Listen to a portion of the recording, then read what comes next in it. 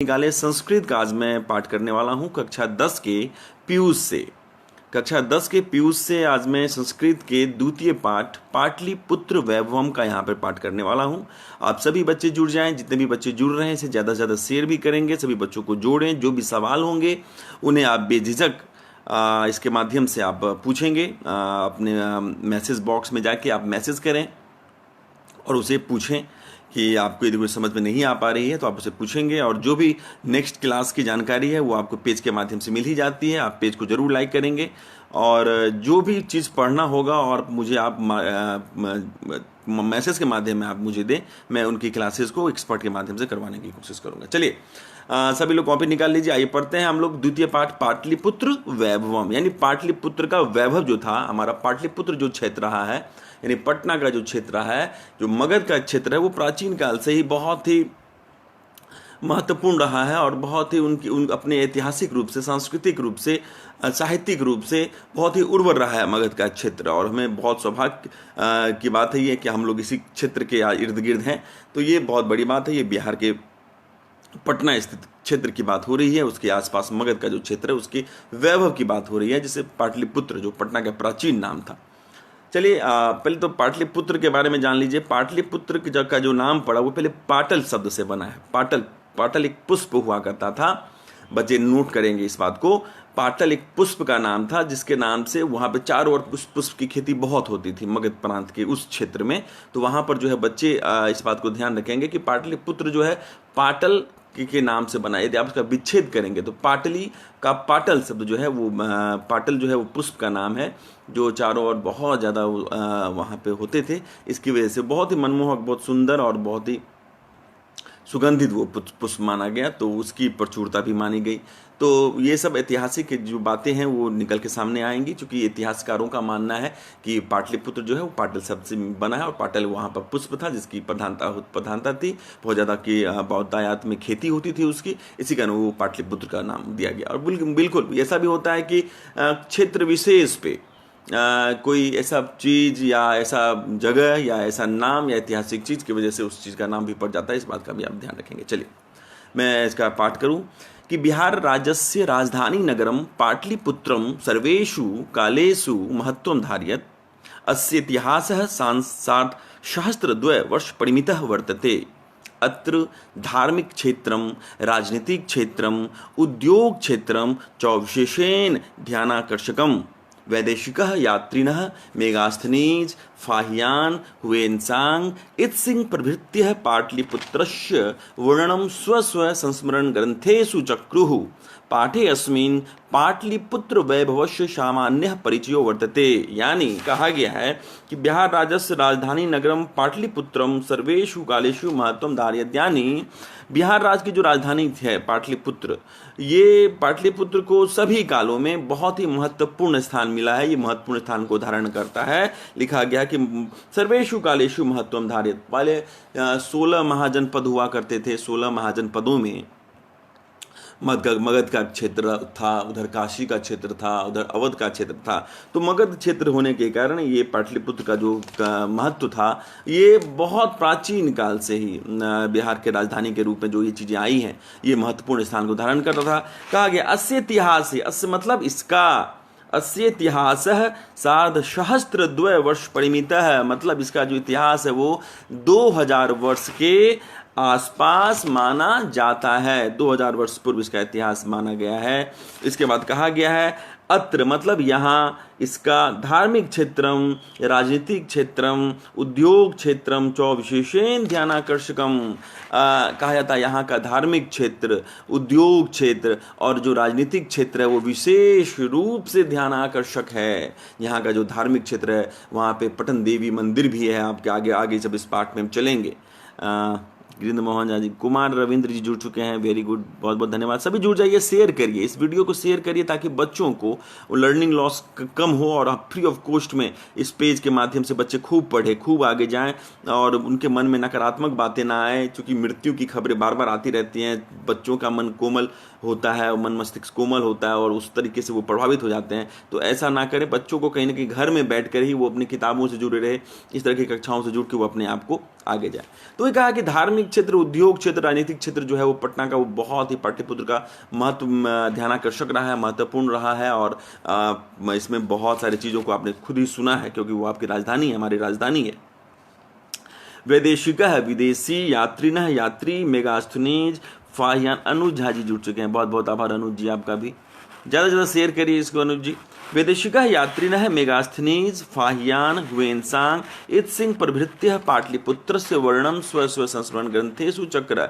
और जो विदेशी यात्री मेगास्थनीज, फाहियान, हुएनसांग, इत्सिंग, आपको मालूम होगा कि मेगास्थनीज जिन्होंने इंडिका की रचना की, फाहियान, हुएनसांग, अब फाहियान, हुएनसांग, इत्सिंग, सभी जो विभिन्न जगह के यात्री रहे हैं, विदेशी यात्री रहे हैं, चाहे आप फाहियान, हुएनसांग तो चीनी यात्री हैं, इराकी, ईरानी यात्री आए हमारे भारत में, चूँकि पहले बहुत सारे विदेशी यात्री भी आते थे।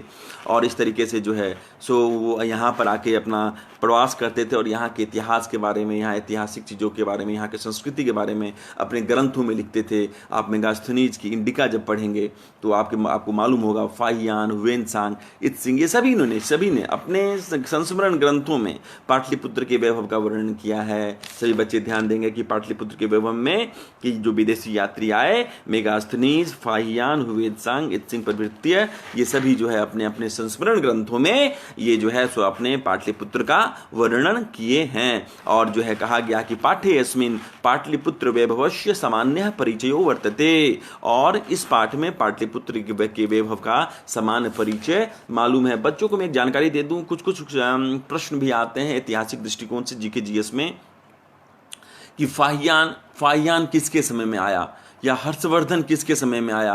कई एसएससी के भी एग्जाम में ये पूछे जाते हैं कि फाहियान या कोई भी विदेशी यात्री, चाहे मार्को पोलो हो, चाहे वो मेगास्थनीज हो, चाहे वो क्या कहते हैं फाहियान हो, हुएनसांग हो, इत्सिंग हो, अलबरूनी हो, ऐसे बहुत सारे यात्री रहे हैं। तो वो जो हैं सो किनके समय में आए। तो मैं जितेंद्र मिश्रा लिखते हैं, प्रणाम सर, बहुत बहुत आशीर्वाद जितेंद्र मिश्रा जी आपको, बहुत बहुत आशीर्वाद। कुमार रविंद्र जी को भी आशीर्वाद, जितेंद्र मिश्रा जी को आशीर्वाद। विकास वर्धन जी जुड़ चुके हैं, बहुत। विकास वर्धन जी भी बहुत संस्कृत के अच्छे वो सुधी रहे हैं। और मुझे लगता है कि इन्होंने लिखा है अस्ति महित तिलके सरस्वती कुलगृहम पाटली नाम ग्राहे। वाह, बहुत सुंदर, बहुत बढ़िया विकास वर्धन जी, बहुत जुड़िए, सभी लोग शेयर करिए और पढ़िए। संस्कृत हमारी जननी भाषा है, संस्कृत को मत छोड़िए।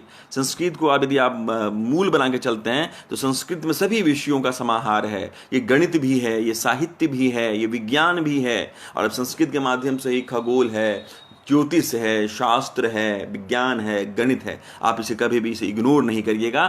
संस्कृत के जो भी भाषाएं हैं, आप उन भाषाओं के साथ गहरी दिलचस्पी रखिए, तालमेल बैठाइए, उसे आगे लेके चलिए। बहुत बहुत आभार आप सबों का, बहुत बहुत से जुड़िए। चलिए, मैंने आपको बताया कि ये जो है सो उसमें फाहियान के बारे में पूछा जाता है, हुएनसांग के। तो एक दो छोटा फॉर्म मैं आपको सिखा देता हूँ आज इस लाइव क्लासेस के माध्यम से।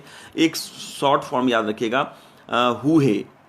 तो हुए जो है वो क्या है, आप हु से रखिएगा हुएनसांग और हे से हर्षवर्धन। मैंने एक शॉर्ट ट्रिक बनाया हुआ है इस जीके जीएस का, जो मैं आपको अपने यूट्यूब चैनल आनंद एजुकेशन पॉइंट पे आपको मैं दूंगा। आप उसको भी आप लाइक करिएगा, सब्सक्राइब करिएगा आनंद एजुकेशन पॉइंट पे। यदि आप यूट्यूब पे सर्च करते, मैं उस पर आपको जीके जीएस के कुछ शॉर्ट फार्मूला आपको दूंगा। तो उसी में अभी मैं आपको बता रहा हूँ कि हुएनसांग की बातें यहाँ पे आई, इसलिए मैं बस थोड़ा सा इतर लेके चल रहा हूँ। हुए मतलब हु हे, हौ से हुएनसांग, हौ से हर्षवर्धन। याद रखिए कि ये हर्षवर्धन के समय में आया था। और फाहियान को याद रखिएगा फच्चू। फाहियान से चौ से चंद्रगुप्त द्वितीय के समय में ये हमारे विदेशी यात्री हमारे भारत आए थे, जिन्होंने भारत आकर हमारे भारत के ऐतिहासिक दृष्टिकोण को, हमारे भारत के सामाजिक दृष्टिकोण को, हमारे भारत के जो साहित्यिक है और जो धार्मिक है, इन सभी चीज़ों के दृष्टिकोण को अपने संस्मरण ग्रंथों में रखा है और उसको जो है सो बखूबी उनका वैभव किया है। मैं फिर से पढ़ दूँ कि बिहार राजस्व राजधानी नगरम पाटलिपुत्रम सर्वेषु कालेषु महत्वं धारयत्, अस्य इतिहासः सार्धसहस्रद्वय वर्ष परिमितः वर्तते।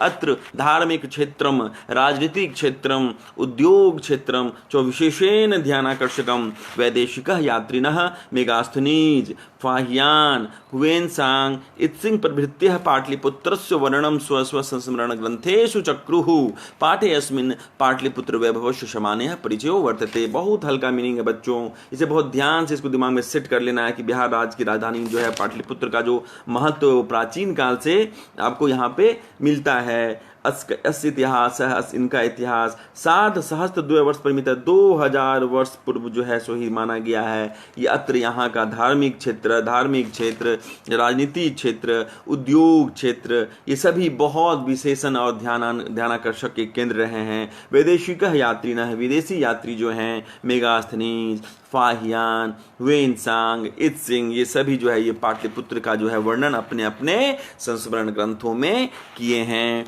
पाठे अस्मिन् पाटलिपुत्र वैभवस्य समानः परिचयो वर्तते, और इस पाठ में हमारे पाटलिपुत्र के वैभव का समान परिचय मिलता है, समान परिचय दिया हुआ है।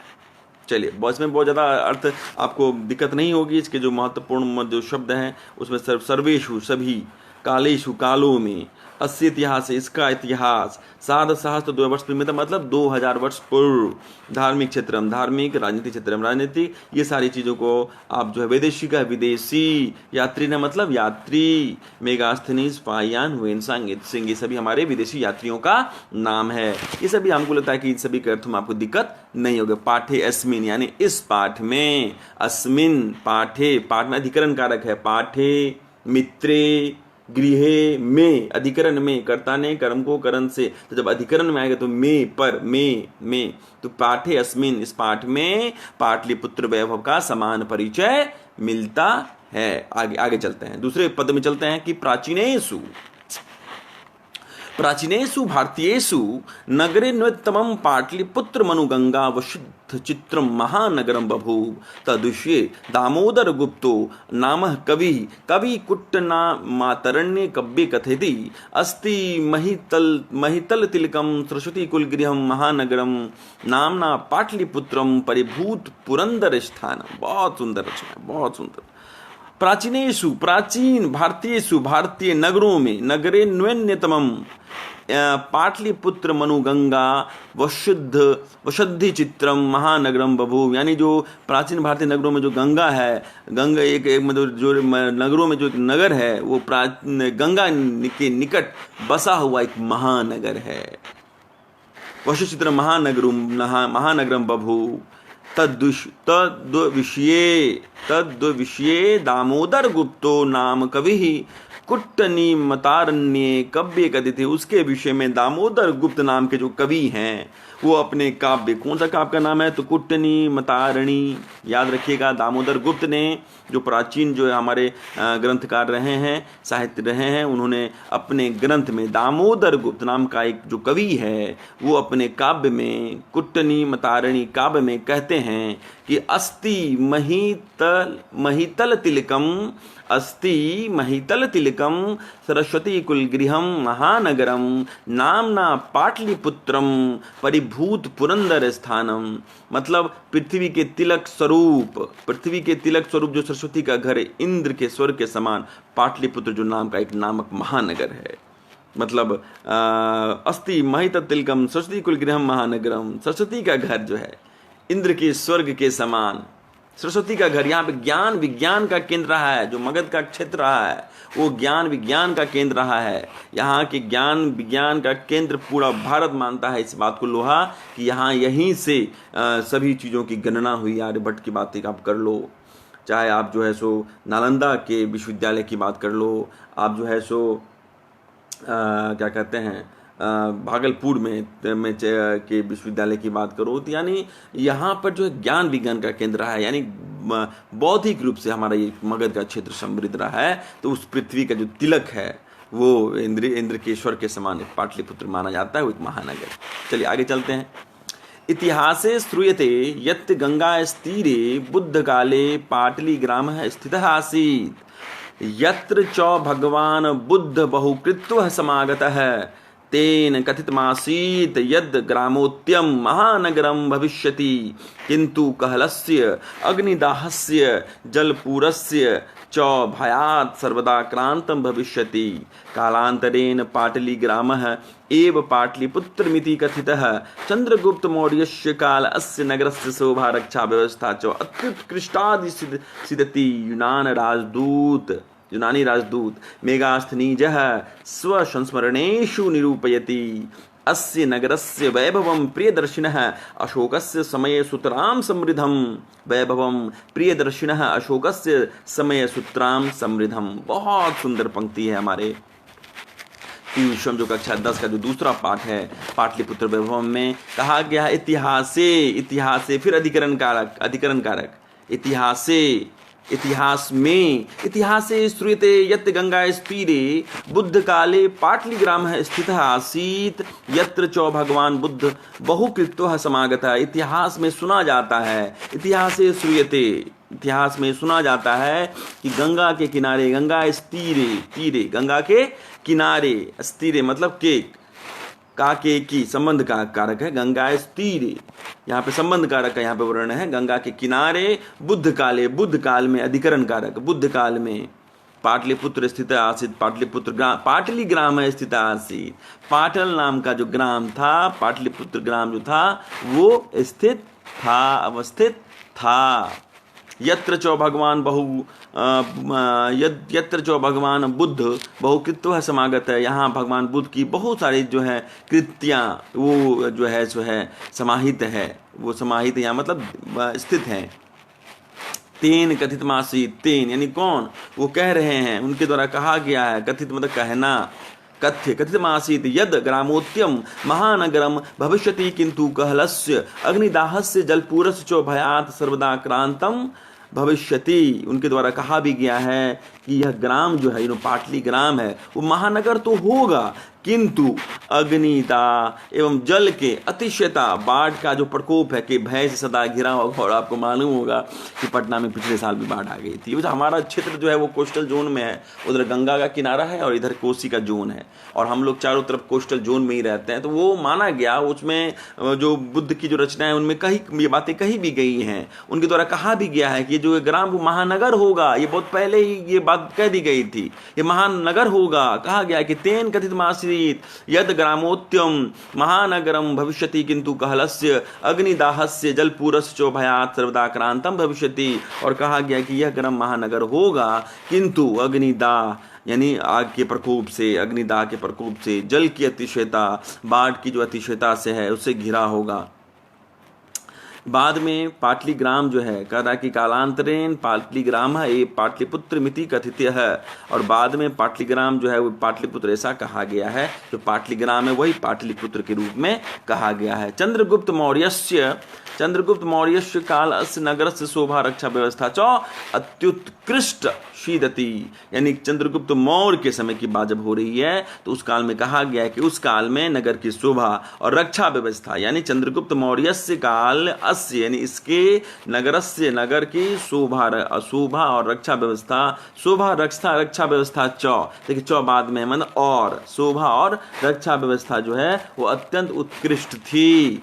ऐसा ऐसा यूनान राजदूत मेगास्थनीज स्वसंस्मरणेषु निरूपयते। और यूनान के जो राजदूत थे मेगास्थनीज, जिन्होंने इंडिका की रचना की, उन्होंने अपने संस्मरण में इस बात को निरूपित किया है। जो हमारे पास इतिहास को, हम लोग अपने इतिहास को जानने का स्रोत तो एक तो वही कार्बन 14 मेथड है, कुछ ऐतिहासिक जो सामान है और जो ऐतिहासिक ग्रंथ और कुछ जो चीज़ें जो इतिहास में जो हमारे साहित्य, जो पुराने जो आदि जो काल की जो हमारी रचनाएं थी जो विभिन्न भाषाओं में लिखी गई, उनके माध्यम से हम अपने देश के इतिहास के बारे में जान पाते हैं। ये बहुत बड़ी बात है, इस बात को दिमाग में रखना है। चितेश कुमार जी का स्वागत है, अच्छी पहल सर।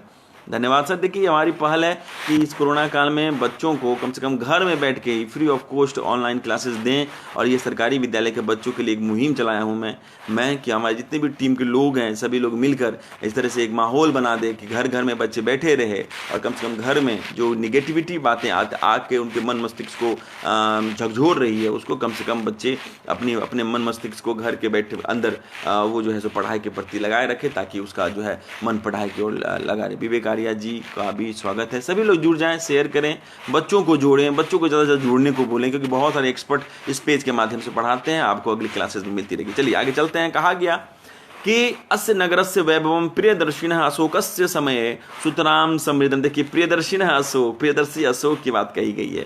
कहते हैं कि भाई इस नगर का जो वैभव था कि वो प्रियदर्शी अशोक के समय में बहुत ही समृद्ध था। अशोक के समय में जो हमारा जो ये जो पटना जो पाटलिपुत्र की बात हो रही है, उसकी शोभा व्यवस्था, उसकी रक्षा व्यवस्था की जो बात अभी आपने सुना कि यूनानी राजदूत मेगास्थनीज ने अपने संस्मरण इंडिका में भी इस बात का जिक्र किया है कि पाटलिपुत्र का जो वैभव था वो चंद्रगुप्त मौर्य के समय में बहुत ही उत्कृष्ट था, चाहे वो शोभा व्यवस्था की बात हो कि रक्षा व्यवस्था की बात हो। और इसमें यह भी कहा गया कि इस नगर का वैभव प्रियदर्शी अशोक का जो है उपनाम है। आपको मालूम होगा, ये नोट भी कर लीजिएगा। अशोक के समय में जो भाई हमारे पाटलिपुत्र का जो वैभव रहा है वो बहुत ही समृद्ध रहा है, इस बात का भी ध्यान रखिएगा। चलिए आगे चलते हैं कि बहुकालम पाटलिपुत्रस्य प्राचीना सारस्वती परंपरा प्रावर्तत इति राजशेखरः स्वकाव्य मीमांसा नाम के कवि शिक्षा प्रमुखे ग्रंथे सादरम स्मृति अत्रोपवर्षवर्षाभिः पाणिनि पिंगलाभिः व्याडी वररुचि पतंजलि इह परीक्षितः ख्यातिमुपंजुगम। बहुत समय तक बहु समय तक पाटलिपुत्र की प्राचीना सरस्वती परंपरा इति कहा गया है कि बहुत समय जो पाटलिपुत्र की जो प्राचीन सरस्वती परंपरा स्थित रही, मतलब सरस्वती का ज्ञान का केंद्र रहा वहाँ पर, यह जो है ऐसा राजशेखर एक बहुत बड़े कवि रहे हैं हमारे क्या कहते हैं काव्य शास्त्र के। उन्होंने अपने काव्य मीमांसा नामक ग्रंथ में ये लिखे हैं कि यहाँ पे प्राचीन काल तक जो है सरस्वती परंपरा यहाँ पे बनी रही, बहुत समय तक यहाँ पे जो सरस्वती का केंद्र था वो बना रहा। ये अपने उन्होंने रचना काव्य मीमांसा में लिखा है। अभी आपने देखा दो चार रचनाएं आपने ध्यान से दिया होगा। यहाँ पे तो दामोदर गुप्त नाम के जो कवि हैं उन्होंने कुटनी मतारिणी में अपनी बातों को रखा। अभी आपने देखा राजशेखर का नाम सुना, उन्होंने काव्य मीमांसा की बातें की, तो उसमें भी इन्होंने अपने क्या कहते हैं कि पाटलिपुत्र के सरस्वती परंपरा के बारे में बात कही है। ये प्राचीन काल से बहुत दिनों तक ये बना रहा। और कहा गया इसमें यहाँ वर्षों तक पाणिनि और पिंगल ने सिंहगर्जना की। पाणिनि आपने नाम सुना होगा, पाणिनि का संस्कृत अष्टाध्यायी के रचनाकार हैं पाणिनि। संस्कृत साहित्य संस्कृत व्याकरण के वो रचनाकार रहे हैं और पिता रहे हैं वो। और पिंगल ने गर्जना की। वररुचि और पतंजलि यहाँ परीक्षित होकर ख्याति प्राप्त की। वररुचि भी यहाँ से आए, पतंजलि भी यहाँ का है। अभी आपको बहुत सारे दर्शन है, ये पतंजलि दर्शन है, पतंजलि ये जो है सो आपको दर्शन है, न्याय दर्शन है गौतम की, चार्वाक दर्शन है चार्वाक की, ये सारे जो है दर्शन है वो आपको जो है सो योग दर्शन भी था पतंजलि का, योग। चलिए तो आगे चलते हैं कि कतिपयेषु प्राचीन संस्कृत ग्रंथेषु पुराणादिषु पाटलिपुत्रस्य नामांतरम पुष्पपूरम कुसुमपूरम व प्राप्यते। अनेन ज्ञाते यत् नगरस्याय समीपे पुष्पानां बहुलमुत्पादनं भवन्ति स्म। पाटलिपुत्रमिति शब्दोऽपि पाटलपुष्पानां पुत्तलीकारचनामाश्रित्य प्रचलितः। शरत्काले नगरे अस्मिन् कौमुदी महोत्सवः इति महान् समारोहः गुप्तवंश शासनकाले अतीव प्रचलितः। तत्र सर्वे जनाः आनन्दमग्नाः अभूवन्। सम्प्रति दुर्गा पूजा अवसरे तादृशः एव समारोह दृश्यते। कहा गया कतिपयेषु प्राचीन संस्कृत ग्रंथेषु, कतिपयेषु कुछ प्राचीन संस्कृत ग्रंथों में, पुराणादिषु पुराणों में, पुराण के बारे में आपको मालूम हुआ कितने पुराण हैं, कितने उपनिषद हैं, कितने वेद हैं, कितने वेदांत हैं, ये आपको मालूम होना चाहिए। देखिए 4 वेद हैं, 6 वेदांग है, 18 पुराण है और 108 उपनिषद है। 46, 18, 108 इसे दिमाग में रखिएगा। 46, 18, 108 इसे दिमाग में रखिएगा। 46 में से 4 जो है वो वेद हैं, 6 जो है वो वेदांग है, 18 जो है वो पुराण है और 108 जो है वो उपनिषद है। 46, 18, 108 ये शॉर्ट फॉर्म में, इसे दिमाग में रखिए। 46, 18, 108 ये शॉर्ट फॉर्म है। आपको साहित्यिक रूप से मैं आपको कुछ बातों को जिक्र कर दे रहा हूँ, आपको फ़ायदा होगा कि इससे आप भूलेंगे, कभी भूलेंगे नहीं। 46, 18, 108 ये जो हैं आपको क्या कहते हैं याद रहेगा कि 4 वेद हैं, 6 वेदांग हैं, 18 पुराण हैं और 108 उपनिषद हैं। आप एक शॉर्ट फॉर्म याद कर लीजिए अपने दिमागों में, बच्चों को भी बताइएगा। जितने स्टूडेंट्स नोट कर लेंगे आप कभी भूलेंगे नहीं, कभी नहीं भूलेंगे। अब कोई भी प्रश्न आएगा कितने वेद हैं, कितने वेदांग हैं, कितने पुराण हैं, कितने उपनिषद हैं, कभी कभी बच्चे कन्फ्यूज कर जाते हैं इनमें कि वेद कितने हैं, वेदांग कितने हैं, पुराण कितने हैं, उपनिषद कितने हैं। तो आपको दिमाग में रहेगा। आप एक फॉर्मूला नोट कर लीजिए जिसको हम बोलते हैं 46, 18, 108। 4 वेद हैं, 6 वेदांग हैं, 18 पुराण हैं और 108 उपनिषद हैं। इसे आप नोट कर लेंगे 46, 18, 108। चलिए आगे चलते हैं। कहा गया है कि कतिपयेषु प्राचीन संस्कृत ग्रंथेषु पुराणादिषु पाटलिपुत्रस्य नामांतरम पुष्पपूरम कुसुमपूरम व प्राप्यते। कुछ प्राचीन संस्कृत ग्रंथों में, पुराणों में पाटलिपुत्र का नाम क्या मिलता है? पुष्पपुर मिलता है, कहीं कहीं कुसुमपुर प्राप्त होता है। देखिए अब नाम आने लगा। मैंने पाटल शब्द की बात की थी बहुत पहले, पाटल शब्द का जिक्र किया था, पुष्प की बात की थी। अब देखिए यहाँ पे ग्रंथों में कुछ बातें भी निकल के सामने आई हैं कि कुसुमपुर, पुष्पपुर यह जो है पुराणों में, संस्कृत ग्रंथों में प्राप्त होता है। अनेन ज्ञाते यत् नगरस्याय समीपे पुष्पानाम बहुमूल उत्पादन भवन्ति। इसमें और इससे ज्ञात होता है कि इस नगर के समीप जो है वो पुष्पों का उत्पादन बहुत ज़्यादा होता था। पाटलिपुत्र मिति शब्दों अपि पाटल पुष्पानाम पुत्तली का रचना माश्रित्यम प्रचलित है। और पाटलिपुत्र यह शब्द जो है पाटल पुष्पों के पुतलिका रचना के सहारे प्रसारित है इस नगर में। शरत्काले नगरे अस्मिन्, इस नगर में शरत्काल में कौमुदी महोत्सव इति महान समारोह, कौमुदी महोत्सव ऐसा महान समारोह गुप्त वंश शासन काले, गुप्त वंश शासन काल में अतीब प्रचलित, अत्यंत प्रचलित था। तत्र, भाई कौमुदी महोत्सव की बात हो गई है, वो भी गुप्त वंश शासन काल में। कहा गया तत्र सर्वे जनः आनंद मग्न अभुवन, और उस समय सभी लोग आनंद मग्न होते थे। संप्रति दुर्गा पूजा अवसरे तादृशः एव समारोह दृश्यते। इस समय दुर्गा पूजा के अवसर में वैसा ही समारोह दिखाई पड़ता है। आगे चलते हैं, अब कुछ चीजें अभी और आगे। काल चक्रवशाद यद्यपि मध्यकाले पाटलिपुत्रम वर्ष सहस्त्र परिमितम जीर्णतान्मंसभूत तस्य संकेत अनेकेषु साहित्य ग्रंथेषु मुद्राराक्षदिषु लभ्यते। मुगल वंश काले अस्य नगरस्य समृद्धारो जातः। आंग्ल शासन काले आंग्ल शासन काले अंग्रेज के शासन काल में च पाटलिपुत्रस्य सुतराम विकासो जातः। नगरमिदं मध्यकाले एव पटनेति नामना प्रसिद्धमगात्। अयं च शब्दः पतनमिति शब्दात् निर्गतः। नगरस्य पालिका देवी पटन देवीति अद्यापि पूज्यते। कहा गया इसमें कि काल चक्रवशाद यद्यपि मध्यकाले पाटलिपुत्रम वर्ष सहस्त्र परिमितम जीर्णात मनस्भूत, यानी कालचक्र के अनुसार, कालचक्रवशाद यद्यपि मध्यकाल में पाटलिपुत्र को 1000 वर्ष की जीर्णता प्राप्त हुई। वर्ष सहस्त्र परिमितम, वर्ष सहस्त्र मतलब 1000 वर्ष की जो है जीर्णता वो प्राप्त हुई। अनेकेषु साहित्य ग्रंथेषु, अनेक साहित्य ग्रंथों में और मुद्रा राक्षस में यह प्राप्त होता है। मुगल वंश काल में अस नगर से समृद्धारो जाता, इस नगर का समुद्धार हुआ मुगल वंश में, मुगल काल में। आंग्ल शासन काले चौ, और अंग्रेजों के शासन काल में पाटलिपुत्र सुतराम विकास होता और पाटलिपुत्र का बहुत विकास हुआ। यह ये भी बातें कही जाती है। नगरम इदम मध्यकाले पटनेति नामना प्रसिद्ध मगात। यह शब्द पतन ऐसा शब्द से निर्गत हुआ है, ऐसा माना जाता है।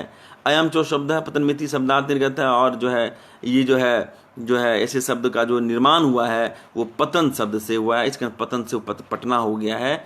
नगरस्य पालिका देवी, और नगर की जो देवी, एक नगर देवी पहले मानी जाती थी, पहले नगरों की एक देवी होती थी। जैसे भी हम लोग गांव ग्राम देवता और कुल देवता की बात करते हैं, उसी तरह नगरों की देवी होती थी, और नगर की पालन करने वाली देवी पटन देवी। अभी भी पटन देवी पटना सिटी क्षेत्र में शायद लगता है कि पटन देवी मंदिर है, कि पटन देवी मंदिर जो है तो ऐसा आज भी वहाँ पे पूजी जाती है। ये नगर की देवी थी, और पतन शब्द से विकास हुआ पटना का। इस बात का भी ध्यान में रखेंगे, इस बात को कि मुगल काल में भी उसका समुद्धार हुआ है, अंग्रेजों के शासन काल में उस पर समुद्धार हुआ है। ये बातें जिक्र होती है, ये बातें चर्चा में आती है।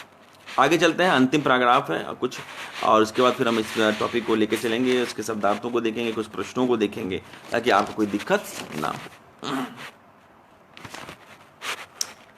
संप्रति पाटलिपुत्रम अति विशालम वर्तते, बिहार राज्यस्य राजधानी चास्ति, अनुदिनं नगरस्य विस्तारं भवति, अस्यो तस्यां दिशि गंगा नदी प्रवहति, तस्या उपरि गांधी सेतुर्नाम एशिया महादेशस्य दीर्घतमः सेतुः किंच रेलयान सेतुरपि निर्मीयमानो वर्तते। नगरे अस्मिन् उत्कृष्टः संग्रहालयः, उच्च न्यायालयः, सचिवालयः, गोलगृहं, तारामण्डलं, जैविकोद्यानं, मौर्यकालिकः अवशेषः, महावीर मंदिरम इत्येते दर्शनीय सन्ति।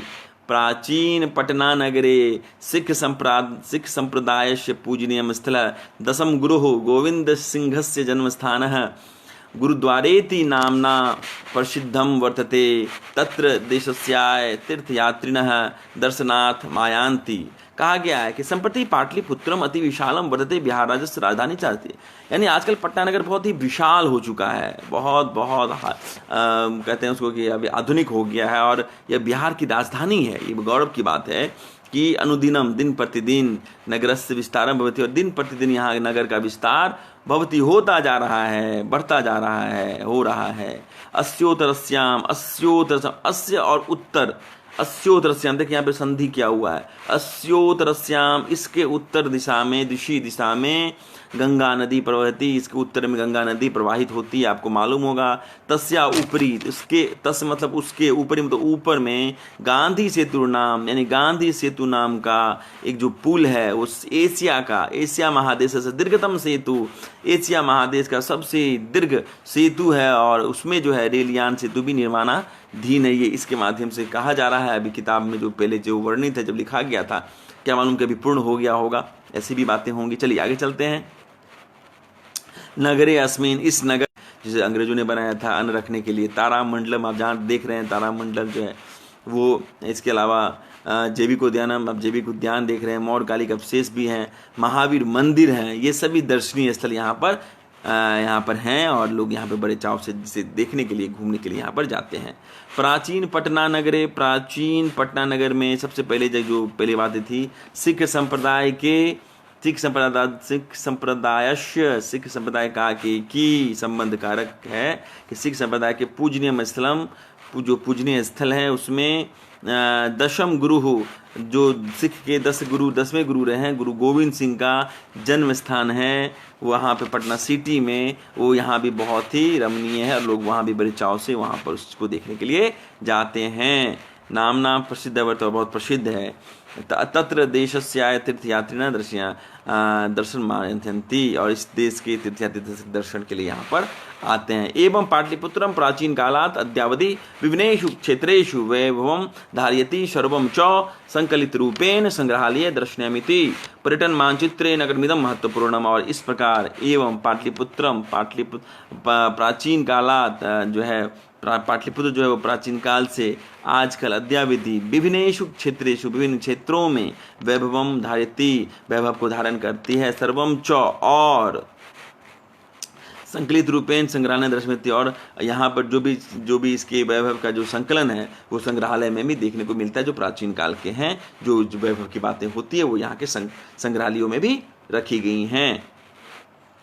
पर्यटन मानचित्र नगरमिदं महत्वपूर्ण, पर्यटन के मानचित्र पर भी यह महत्वपूर्ण नगर है। और बिल्कुल बहुत सौभाग्य की बात है कि हम लोग बिहार के नागरिक हैं और जो है ये हम लोग की राजधानी पाटलिपुत्र जो पटना है, और हम सभी इनके गुण को गाते हैं। और वर्तमान समय में भले इसमें कुछ कमी हो, लेकिन ये हमारे गौरव की बात है, ये हमारे ऐतिहासिक और सांस्कृतिक महत्व की बात है। हम लोग इसका सम्मान करें, हम लोग अपने पाटलिपुत्र के गुण को जरूर गाएं। यही पाटलिपुत्र वैभव के बारे में ये बातें आज कही गई हैं। मुझे लगता है कि सभी बच्चे समझ में कुछ बच्चों को समझ में आ गई होगी, और जो भी सवाल होगा वो आप ज़रूर इसे पूछेंगे। और मुझे लगता है ऐसा कोई दिक्कत हुआ नहीं होगा जिसमें कुछ जो है सो जैसे पुरंदर शब्द का प्रयोग हुआ है इंद्र के लिए, इस बात का ध्यान रखेंगे। उत्कृष्ट मतलब अच्छा, सुतराम मतलब बहुत, आश्रित मतलब आश्रय लेकर, अन्यतम मतलब एक अद्यावधि आज तक, ऐसे बहुत सारे संस्कृत के शब्द हैं जिसे आपको याद करना पड़ेगा। आप इसका उच्चारण के साथ अब घर में पाठ करेंगे तो आपको ये बहुत ही ज़्यादा समझ में भी आएगा, और आपकी जो बोलने की जो फ्लो है, जो आपको उच्चारण है, वो बहुत अच्छा होगा। निर्गतः निह धनगतः संधि है, आप पठनेति पटना धन इति, आ और ई मिल के ए हो गया है। कालांतरेन, काल प्लस अंतरेन, कालांतरेन, अकह सवर्ण दीर्घ है, यहाँ पे दीर्घ संधि है, यहाँ पे अ मिल के आ हो गया है। काल प्लस अंतरेन, काल का लौ का और अंतरेन का अ आ, कालांतरेन। ग्रामो अयम, ग्रामः धन अयम, नगरेशून्यतमम, नगरेशु प्लस अन्यतमम, ये सब विच्छेद है। आपको कुछ जैसे आपको याद रखना है, कुट्टनी मतारानी किसकी रचना है, तो वो आपको दामोदर गुप्त की रचना है। पाटलिपुत्र जो है किस नदी किनारे है, तो गंगा नदी किनारे है। किसमें सबसे किस काल में जो है इसकी शोभा मानी गई है, चंद्रगुप्त काल में। चंद्रगुप्त काल में गुप्त वंश में भी इनकी ये चीज़ें रही हैं, लेकिन चंद्रगुप्त में ज़्यादा है। काव्य मीमांसा का रचनाकार कौन है, काव्य मीमांसा के, तो राजशेखर। इसके अलावा और भी जो चीज़ें हैं अभी आपने पढ़ा, कुछ महत्वपूर्ण जो है व्याकरण जो है, तो इसके अर्थ को जान लीजिए, समझ लीजिए। मुझे लगता है कि इसमें और कोई दिक्कत नहीं होगा, और ये सभी चीज़ें जो हैं आपको अपने हैबिट में लाना है। और जहाँ तक हो सके कोशिश करिएगा कि रीडिंग देख के इसको लिखिएगा, संस्कृत लिखिएगा, पढ़िएगा, और घर में बैठ के उसका उच्चारण बोल के पढ़िएगा। तो मुझे लगता है आप यदि कोई दिक्कत हुई होगी तो आप बिल्कुल उसको बेझिझक पूछ सकते हैं। मुझे लगता है कि आज का क्लास ये काफ़ी रहा। बच्चों को इस तरह से छोटे छोटे क्लास दे के मैं चाहता हूँ कि बच्चों की जो लर्निंग लॉस है वो कम हो। इसे ज़्यादा से ज़्यादा शेयर करिए ताकि बच्चों के पास ये मैसेज भी जाए, वो इस पेज के माध्यम से जुड़े। इसमें हर एक विद्यालय के बच्चे जुड़े हुए हैं, हर एक गांव क्षेत्र के बच्चे जुड़े हुए हैं, हर एक अभिभावक भी जुड़े हुए हैं। तो जो भी आपका दिशा निर्देश होगा हम उसका पालन करेंगे। आप अपने सुझाव मैसेज के माध्यम से या ऑनलाइन क्लासेस में भी दे सकते हैं। बच्चों को ज़्यादा से ज़्यादा जोड़ने का प्रयास करें। जो भी लोग हैं इसमें बच्चों को जोड़िए, लिंक भेजिए उसको कि बच्चे जुड़े, और इस तरह से अपने लर्निंग लॉस के गैपिंग को कम करें, ज़्यादा पढ़ें। और जितने भी लोग जुड़े उनका बहुत आभार, बहुत दिल से आपने मुझे सुना, और बच्चों को ज़्यादा जोड़िए। बहुत ही क्रिटिकल सिचुएशन चल रही है, आप सभी लोग घर में ही रहेंगे, कोशिश करें बराबर घर में ही रह के। अभी जो कोरोना का समय है, जो अभी चुनौतीपूर्ण समय हम लोगों के लिए, उसमें आप घर में ही रहें, और घर में ही किताबों के साथ जुड़े रहें। जहाँ पे बच्चों को किताबों से दूर होते देखा गया, तो यही समय है आप अपने घर में जितने भी किताबें हैं उसको पढ़ें, उसका अध्ययन करें। और इस तरह के माध्यम से हमारी कोशिश रहेगी कपिलेश्वर दिलमणि उच्चतर माध्यमिक विद्यालय के पेज से कि आपको मैं सभी विषयों की कक्षाओं को दूं, और कहीं ना कहीं आपको उस चीज़ों से अवगत करवाऊं। मैं फिर आऊँगा और दूसरे कक्षा क्लास में हिंदी और अन्य विषयों को लेके, हिंदी मैथिली को लेके, क्योंकि भाषा विषय को मैं देख रहा हूँ। तो ये चीज़ें आपके साथ हैं, आप घर में ही रहेंगे। गणपति झा जी जुड़े हैं, बहुत बहुत आभार आपका। मास्क बाहर नहीं निकले, मास्क का प्रयोग करें, हाथ को बराबर जो है सो साबुन से धोते रहें, जो कि बचना बहुत ज़रूरी है अभी के समय में। और नकारात्मक बातों को ना फैलाएं, अपने किसी भी चीज़ों को मन में हावी ना होने दें, सकारात्मक रहें, खुश रहें। जो भी ये समय है ये भी बीत जाएगा, और हम लोग फिर से बेहतर तरीके से आएंगे, और फिर से